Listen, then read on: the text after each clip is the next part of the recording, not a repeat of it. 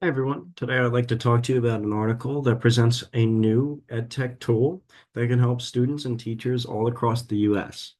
Today we'll be taking a specific focus on learners from socioeconomically disadvantaged homes or communities. So a brief introduction of the article.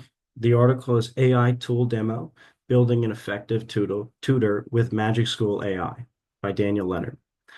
As I mentioned, the article introduces a new AI chat tool designed to help students learn and study for their classes. I selected this article in specific as the AI tool is completely free, assisting students from socioeconomically disadvantaged situations. A brief summary. As I mentioned, the article displays the new EdTech tool, MagicSchool AI.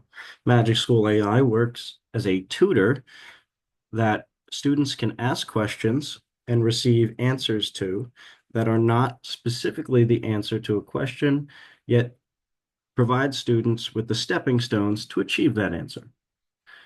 As I mentioned, the AI tool is completely free and is therefore easy to implement in the classroom. Teachers can create sample prompts and provide them with students to study and learn, or students can create their own prompts and study off of those.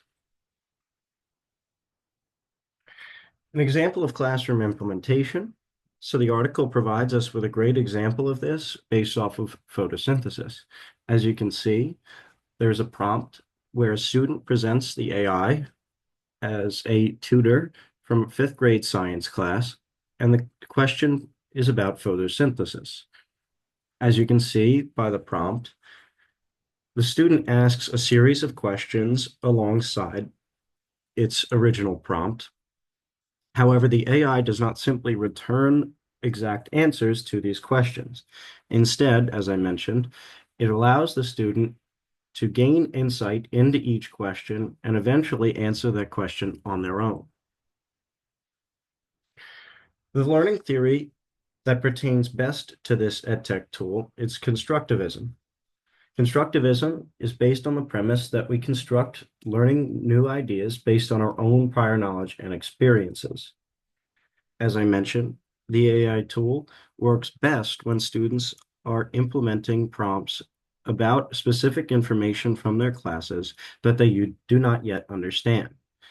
The way this EdTech tool works is that the original prompt should be about the student's base knowledge, and the AI tool will then work from your base knowledge, and any questions asked from there will help to build that knowledge to eventually lead to a full understanding of the concept.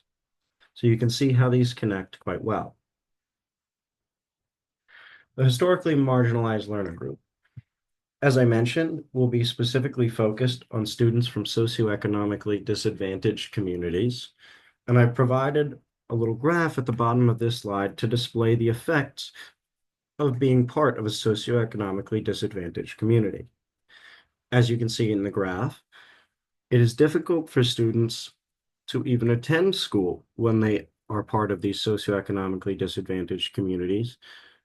And so attending school in and of itself without things like notebooks, computers, textbooks, etc., can come as a great challenge.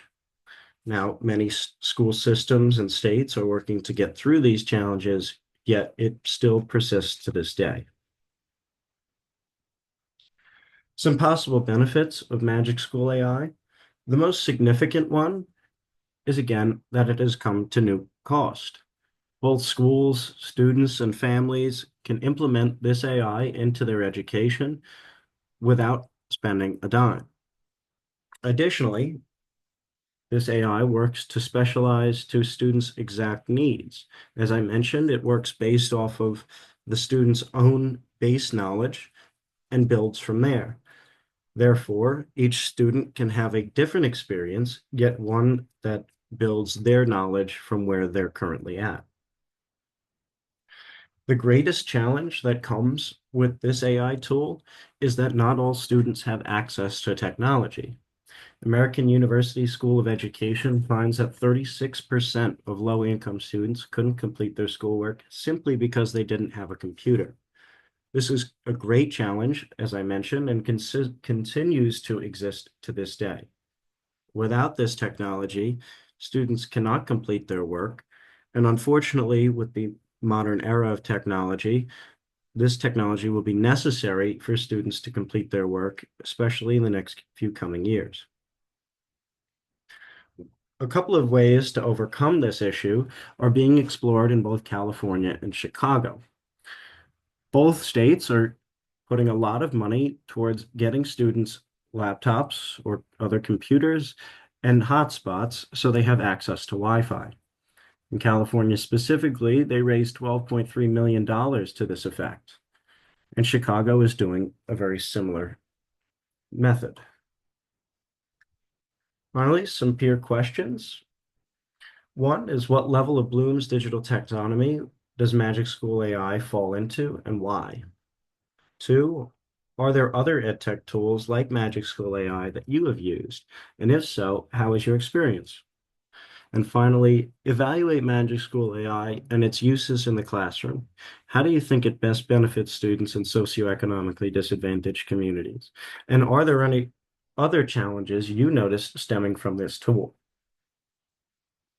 In conclusion, the article AI Tool Demo, Building an Effective Tutor with Magic School AI by Daniel Leonard describes a completely free EdTech AI tool to help students in socioeconomically disadvantaged communities and many others. Although there are certain pros to this AI tool, we cannot ignore the significant cons of students' lack of access to technology. Overall, Magic School AI and many other tools alike have begun providing assistance to solve the issue of students' lack of access to technology and to benefit students of socioeconomically disadvantaged communities. Thank you very much for your time and have a good day.